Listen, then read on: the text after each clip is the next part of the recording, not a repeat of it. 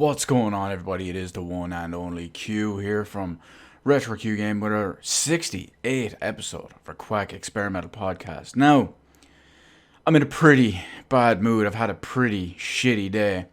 So, let's just bang this bitch out as quick as we can and keep it still 10 by 10. Keep it 100 as they do.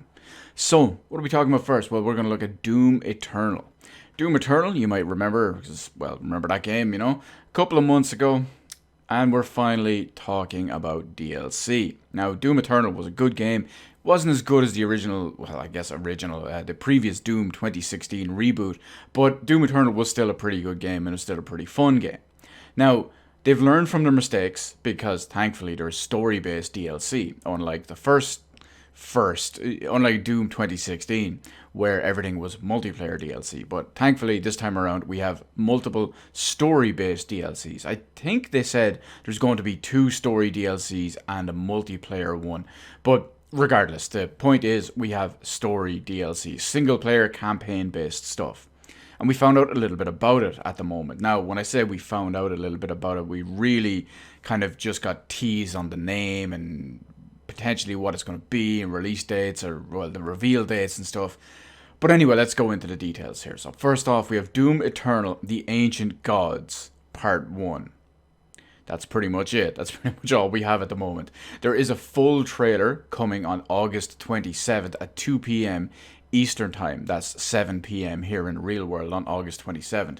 I don't know if I'll check out the trailer. After all, I will reinstall the game when the DLC comes out. But it's going to be more single-player Doom Eternal. That has me sold already. I got the Digital Deluxe Edition, so I believe I have the Season Pass already. And, that's it. It's more Doom Eternal. But what I will say is that hopefully it launches very shortly after this August 27th reveal. Because, let's face it, this is only DLC. The last thing we want is to say, hey, this game that was out 6 months ago, because I think it came out it was either March or April, so let's just count both of them together. May, June, July, August, September. So I guess that'll be 4 months before when they show it off. Give or take, of course. And, well, then for them to turn around and say, yeah, it'll be out 4 more months from now. Like, really, fam, it's hard enough to care to go back this long after as it is already. But who knows? Who knows? We'll have to wait and see. But speaking of new upcoming reveals and whatnot, we have Rocksteady. That's right, you remember the Batman Arkham games and pretty much nothing else of note anyway. But everyone has been guessing what's next. They've been teased for all this little bit. There's been the whole, I think is it the Court of Owls or something like that, that the Batman stuff people have been teasing for a while and all that now. But, well, most people expected Superman, because when you do Batman, and you might want to kind of mix it up a little bit anyway, but most people expected Superman as their next one.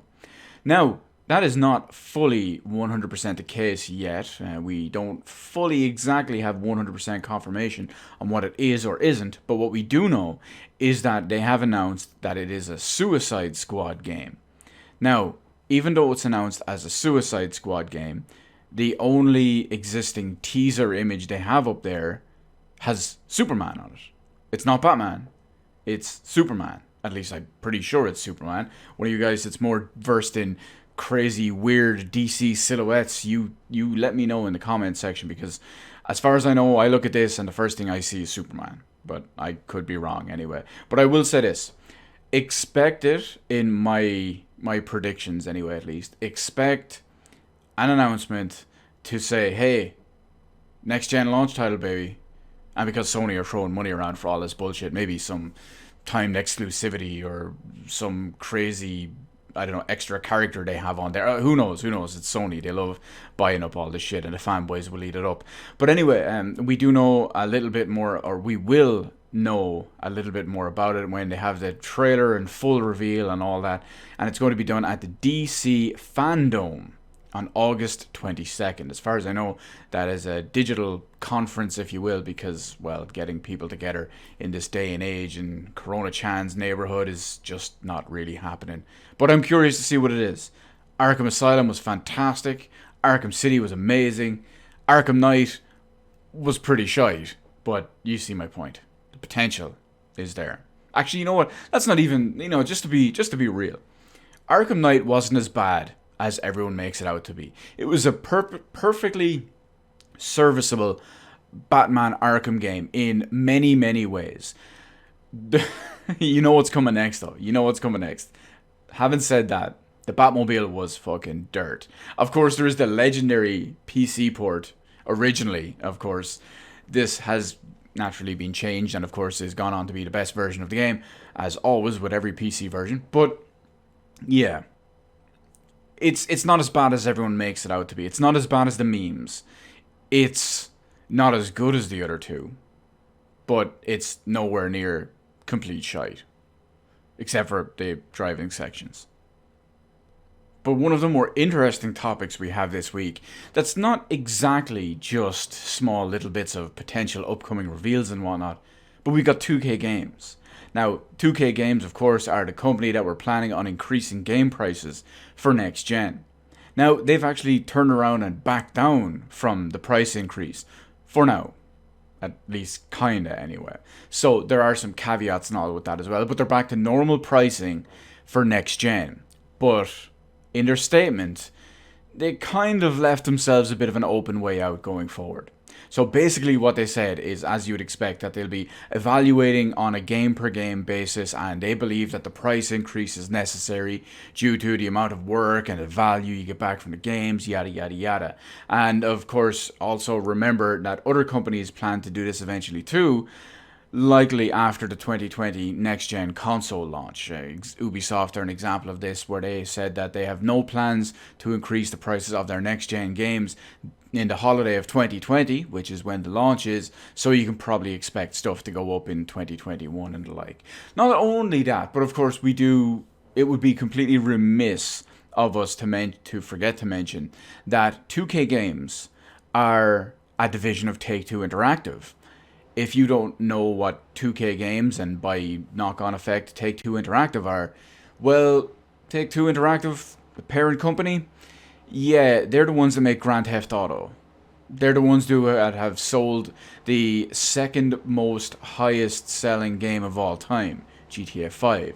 They're the one that make literal billions of dollars a year on microtransactions alone. Yeah, remember that. And of course, they're paying their CEOs and their executive tens of millions. But no, we're the reason why games need to cost more. Get the fuck out of here. Luckily, it's not really going to affect me. I don't play many 2K games as it is. And, well, it's PC. For me, at least, anyway. I don't have to be marked by all these bullshit practices. I can get games however I want, wherever I want, whenever I want, for whatever price that I want. But speaking of getting PC games wherever, however, whenever, yada yada yada, we're going to talk a little bit about Horizon Zero Dawn. And of course, when I say a little bit, we're really only going to talk a little bit, unless I end up ranting like I usually do. But the initial plan is to talk for maybe 2 minutes at most. Anyway, Horizon Zero Dawn Complete Edition launched on Steam and Epic Game Store just a few days ago, and, well, the PC port isn't great. It's a very lazy, unoptimized port with a couple of extra bells and whistles, but of course, because it is a PC version of a game, it is the best definitive edition of the game that is better than the console versions in every way. Always fun to mention that, especially because it's using an in-house proprietary Sony engine, which has also been used in Death Stranding on PC as well. Thankfully, Death Stranding is much better optimized and, well, runs and looks overall better in many ways, so it really just highlights Guerrilla's incompetence. However, having said that, despite being the best version of a previous X exclusive, because, well, remember, PC is the best version of every single one of your games that it gets, so, yeah. Guerrilla Games have come out and, of course, and said the usual thing, that they are looking into it. They're looking into increasing optimization and fixing bugs and glitches and blah blah blah, yada yada yada. The same bullshit, basically. It's exceptionally funny when you think that even Sony have actually come out and used the fanboy line. So many naturally butthurt fanboys were always talking about, with Horizon going to PC, it's clearly to get the PC players enjoying the game so that they can buy a PS5 to play the second one. Fam, there are almost no words for how utterly retarded that line of thinking is for 99.9999% of PC gamers. Just, well, basically for anyone that's not a fanboy, really. But it's absolutely fucking idiocy. Now, I'm an exception to this, of course, because like I said, we all know I buy everything. I buy everything. I buy the PlayStation 5. I'm going to buy the Xbox Series L. I have a Nintendo bitch. I have an Xbox Series or an Xbox One L. I have a PS4 Pro. I buy everything. I'm the exception to all of that. But let me give you an example. Let me just put it out there because people don't understand this. So, according to the console fanboys, the idiots, the drones, whatever you want to use your term of endearment is, they think, and Sony as well actually, based on their comment on this too, they think that most people, PC gamers, are going to go out and buy a 5, maybe €600 console just to play one game. Or maybe 2 games, or maybe 3 games, over maybe 5 games over the course of a generation. Because if they were to buy a PlayStation 5 for this, they're only going to buy a PlayStation 5 for games that they can't play already better than your console version. You're not automatically going to start moving away from PC and buying everything on console, where it's more expensive, looks worse, and runs worse. They don't understand this. We're not going to be paying for PS Plus subs. We're not going to be buying their PS Now sub. We're not going to be automatically moving over and paying all their licensing fees. We're not going to move over and buy the majority of games over there and then buy all subsequent DLC on there. These people are fucking idiots. And apparently Sony are fucking idiots as well. But anyway, Shitport, still the best version of the game, and another super fun one out there I saw by some retarded check mark. I don't know who he is or what he does, or I just saw this comment and I thought it was really, really funny. He was basically damage controlling for Sony. It seemed like he was butthurt that Sony were putting a couple of PC games onto PC. And he was like, oh, well, Horizon Zero Dawn has been cracked already. Clearly, Sony need to rethink their strategy and not bring their games over to PC. This guy's a fucking idiot. I mean, consoles are jailbroken, right? You can pirate games on consoles, right? These people. These are the same absolute galaxy brain idiots. I couldn't even think of I just had to bring it back to basics. Idiots that harpo Marx, Kenny Olivier style, about that SSD though. Ratchet and Clank looks shite. It looks like, with the exception of the clear next-gen improvements that you see elsewhere, the whole switching thing because of that SSD though, that's a fucking joke. If you think that's legitimately it, just fucking kill yourself. Don't even buy a console. You know what, dude? Buy a console and beat yourself to death with it. Buy a PS5 and beat yourself to death with it. Because you fell for the fucking marketing scheme. You don't deserve to be able to play games if you're that fucking stupid. And well, chances are you're a Sony fanboy and, well, you are really that fucking stupid. Idiots. Anyway, next up we're going to talk about the other camp here, and we're talking about Project Xcloud, which is of course not the official definitive name once it actually does launch. We haven't been told what it is going to be called just yet, but it was obvious that this was never going to be the name, considering it's Project Xcloud. I mean, the name is Project in there as well. Remember Project Scarlet and Project Scorpio? It's literally a project name, you fucking idiots. I don't know why you want to keep this name. But anyway, back to the point about the whole Project Xcloud deal, is that currently it has been blocked by Apple. So Microsoft are removing all beta tests, and they're no longer focusing on testing and certifying and all on Apple and iOS devices. They're only going to be really focusing on Android devices and all as well. Now, other companies, because Apple have blocked all of this, the way it was done, we'll talk about that in a minute. I'll try to keep to my notes here as well. But other companies have come out and supported Microsoft and said that how Apple is handling this and some of their other store policies and all are absolute bullshit.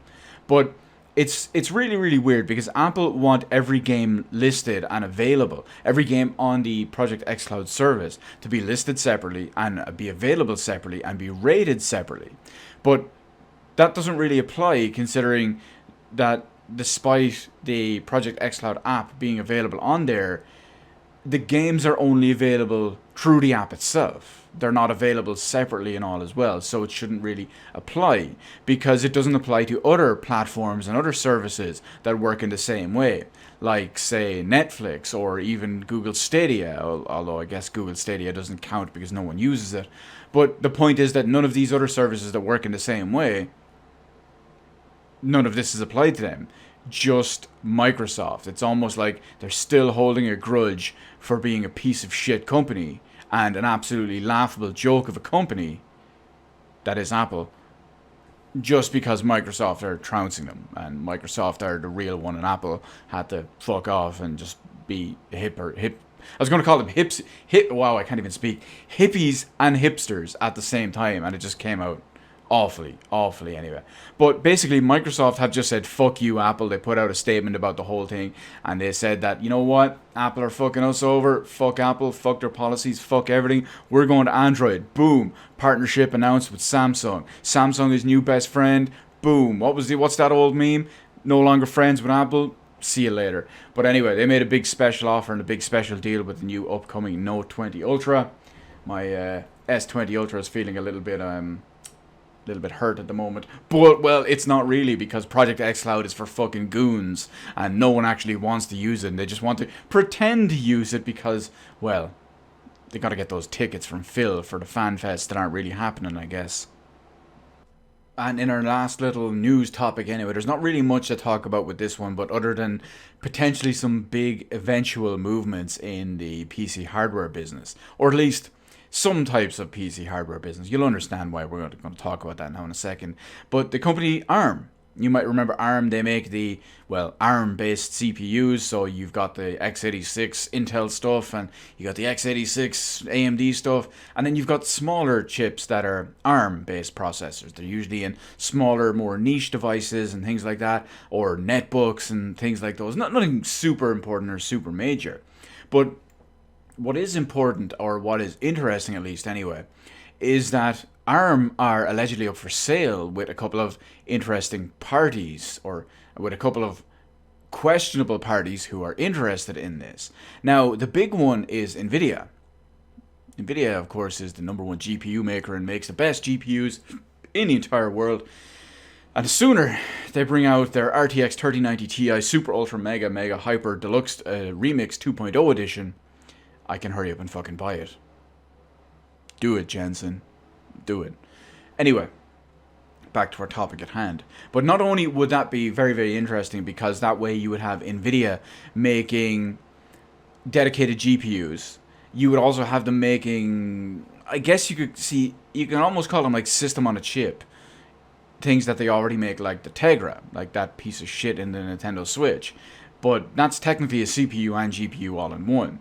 So if they were to have something along the lines of ARM, maybe to incorporate some of their technology or some of their theories and processes and whatnot, maybe, I'm not saying Nvidia are going to make proper CPUs separately, but maybe they would be able to completely overhaul the Tegra series. I mean, there's Tegra, there's the K1, the X1, the X1 Plus, the X2, there's, I think it's Project Xavier, or there's a couple of other ones as well, but they might be able to redo it completely to not be a piece of shit. And who knows, maybe the Switch 2, which will probably still be a piece of shit when it launches, might have an ARM-influenced CPU with an Nvidia-style Tegra new blah blah blah in it. But either way, it's not just Nvidia that's interested in it, because the other one is also Samsung. Now, the reason why this is important, or why this is very strange, is that Samsung make a lot of the parts, the raw PC parts, that are then sent out to manufacturers, and then they will do something with them from there. Notably RAM and SSD, well, solid state storage, and the controllers and all in them too, the actual NAND flash. A lot of that is just Samsung made, and then sent off to Corsair to make their drives, or sent off to Seagate to make their drives. Or you get the principle anyway as well. It's the same with the RAM. They'd be sent off to G-Skill, they'd be sent off to Corsair, they'd be sent off to whoever it is, just because they use the individual RAM chips. Hell, it's even the same with GPUs, with some of the VRAM that they make in them. They just get sent out to Nvidia, or they get sent out to AMD and all, and they make the RAM that goes in there. So if you think of them owning ARM, that's another potential market for them to do whatever they're doing in. Not to mention they could combine it with some of the stuff they already have, and who knows where it goes from there.